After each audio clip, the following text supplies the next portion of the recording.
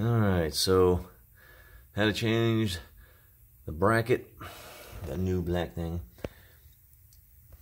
1, 2, 3, 4. That one was a bolt, but I put a new one on there. Then the 1, 2, 3 rivets here. Grind them down, put them on, take them off. And this is what it looks like. So you got an 1.8" bolt on the back side. Then you got the washer, the bushing. That's all that goes on that side. And then 1.8" bolt. And on the other side I got about 4 threads showing through.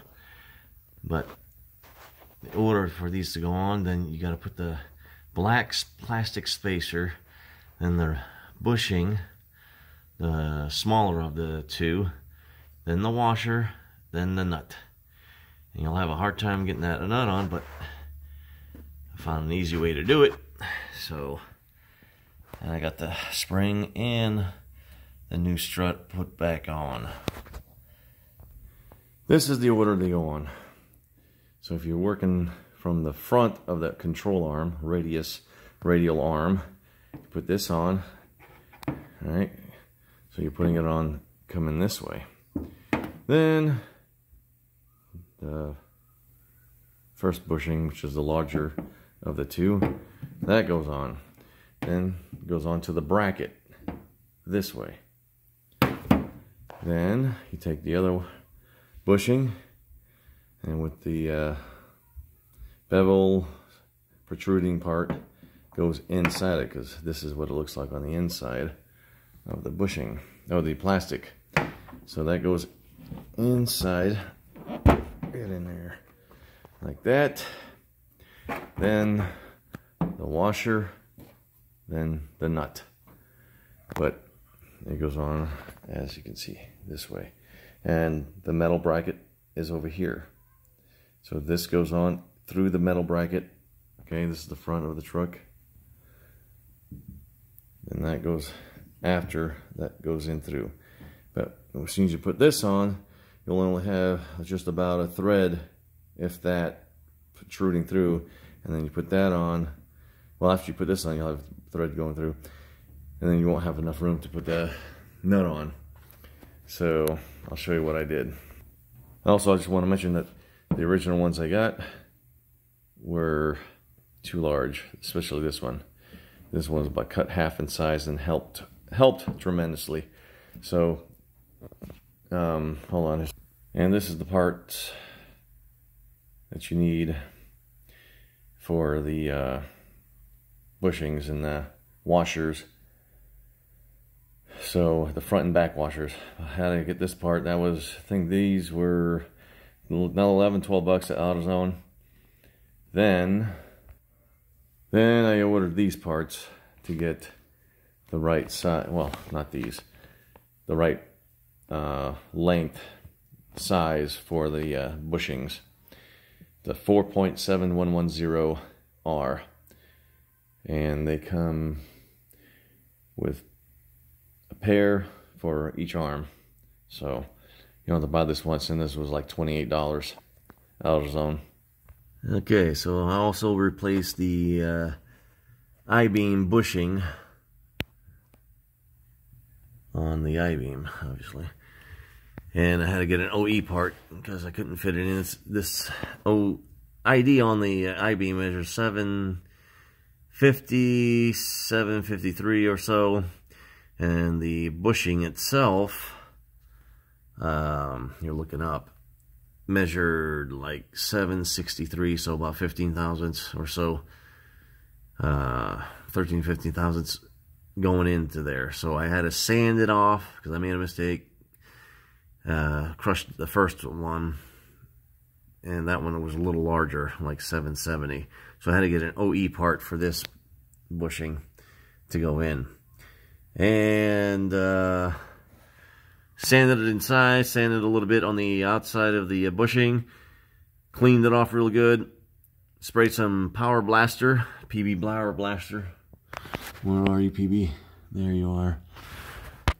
And took the ball joint press, did a cup on that side, put the flat washer on this side. Of course, it's, you know, the I-beam itself was down, lowered, and then started going in slow, and it went in. So I left the same amount of space as the original on both ends. So if you're wondering about that there, you. And then,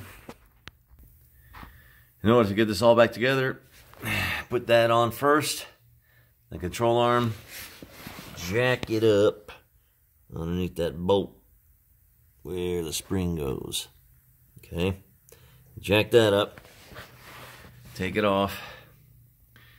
Then to put it back together, you put this control on first, then you put the bushing or the I-beam in first, next.